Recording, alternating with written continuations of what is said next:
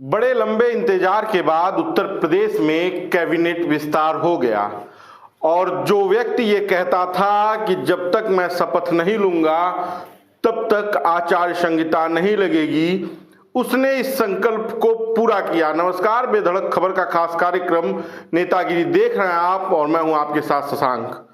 कल यानी 5 मार्च को उत्तर प्रदेश में कैबिनेट विस्तार हुआ और इस विस्तार में 4 मंत्रियों ने मतलब 4 विधायकों ने मंत्री पद की शपथ ली।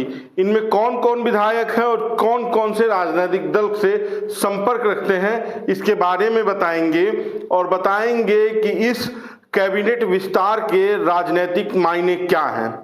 उत्तर प्रदेश में जब कैबिनेट विस्तार की चर्चा चल रही थी तो ये माना जा रहा था कि सबसे पहला शपथ लेने वाला व्यक्ति जो होगा वो सुहेल देव, भारतीय समाज पार्टी का राष्ट्रीय अध्यक्ष ओम प्रकाश होंगे। लेकिन जब ये विस्तार नहीं हो रहा था तो लोग उनके मजे भी ले रहे थे और उन्होंने कहा था कि जब तक कैबिनेट मंत्री की शपथ नहीं लूंगा तब तक आचार संहिता नहीं लगेगी और उन्होंने इसे साबित किया।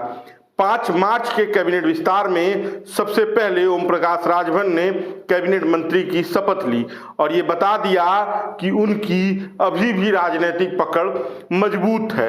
उनके साथ तमाम और लोगों ने भी शपथ ली, लेकिन जो सबसे बड़ी चर्चा थी कि ओम प्रकाश राजभर मंत्री बनेंगे कि नहीं बनेंगे, उसे ओम प्रकाश राजभर ने साबित किया और ये बताया कि उनकी राजनीतिक ताकत अभी इस स्तर पर मजबूत है कि वो योगी आदित्यनाथ को भी चैलेंज कर रहे हैं, क्योंकि कहा जा रहा था कि योगी आदित्यनाथ उन्हें कैबिनेट मंत्री की शपथ नहीं लेने देंगे।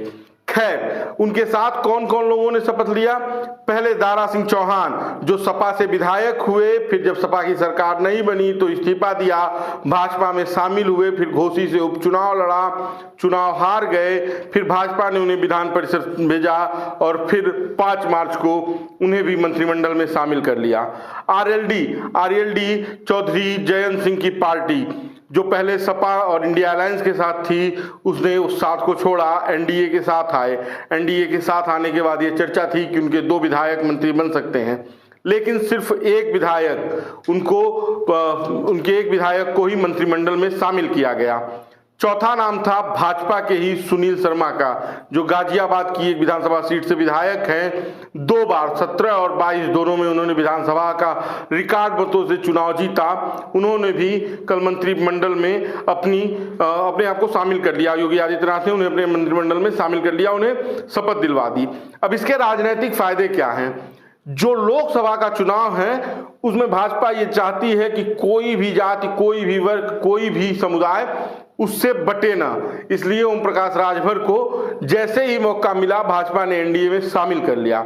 आरएलडी को भी इसी तरह से भारत रत्न, उनके परदादा को भारत रत्न, दादाजी को भारत रत्न देकर शामिल कर लिया और उनको एनडीए गठबंधन में भाजपा ले आई। ये इसके पहले इंडिया अलायंस में थे। इंडिया अलायंस में चर्चा थी कि वो चुनाव लड़ेंगे, उन्हें 7 सीटें, लोकसभा की 7 सीटें दी जा रही थी, लेकिन वो भाजपा और इंडिया गठबंधन में आने के बाद सिर्फ 2 सीटों पर चुनाव लड़ेंगे और एक पश्चिमी उत्तर प्रदेश में जो उनका मजबूत वोट बैंक है, जाट वोट बैंक, किसान वोट बैंक, उसका फायदा भाजपा को दिलवाएंगे।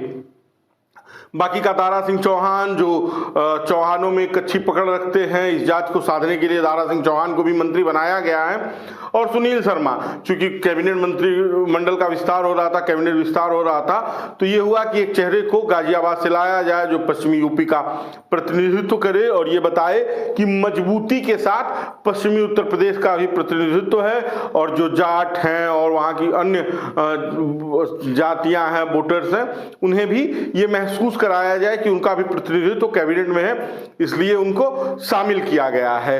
अब ये सभी लोग भाजपा के लिए प्रचार करेंगे और सबसे बड़ी बात है कि आरएलडी के जयंत सिंह चौधरी और सुभाषपा के ओम प्रकाश राजभर ये भाजपा को मजबूत बनाएंगे, एनडीए को मजबूत बनाएंगे लोकसभा चुनाव में, इसलिए इनका मंत्रिमंडल विस्तार में शामिल होना तय माना जा रहा था। तमाम तरह की चर्चाएं चल रही थी कि योगी आदित्यनाथ ओम प्रकाश राजभर को पसंद नहीं कर रहे हैं, उन्हें कैबिनेट मंत्री इसलिए बना नहीं रहे हैं। लंबे समय से इंतजार था, हर इंटरव्यू में ये पूछा जाता था कि चचा कब मंत्री बनेंगे, लेकिन चचा ने यह साबित कर दिया कि उनकी राजनीतिक पकड़ अभी भी मजबूत है और वो मंत्री बन गए हैं। और मंत्री बनके उत्तर प्रदेश सरकार में अब वो एनडीए को मजबूत करेंगे, उत्तर प्रदेश में एनडीए को मजबूत करेंगे और लोकसभा चुनाव में एनडीए को मजबूत करेंगे।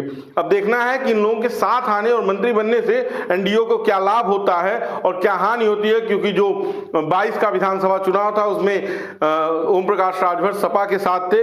उनका यह दावा है कि हम सपा को इस मुकाम पे पहुंचाए कि उनके 110 विधायक हो गए, लेकिन यह भी कहना है कि उनके साथ जाने से जो माहौल बना था, ये विपक्षियों का कहना है, विरोधियों का कहना है, वो माहौल उस तरह से नहीं आ पाया उनकी बयानबाजी की वजह से, इसलिए सपा सरकार नहीं बना पाई। अब भाजपा 24 में दिल्ली की सरकार बना पाती है कि नहीं, इन लोगों को लेकर ये देखना होगा। बाकी का बेधड़क खबर देखते रहिए, इस वीडियो को शेयर कीजिए, इस पर आपकी क्या प्रतिक्रिया हमें कमेंट बॉक्स में बताइए। धन्यवाद।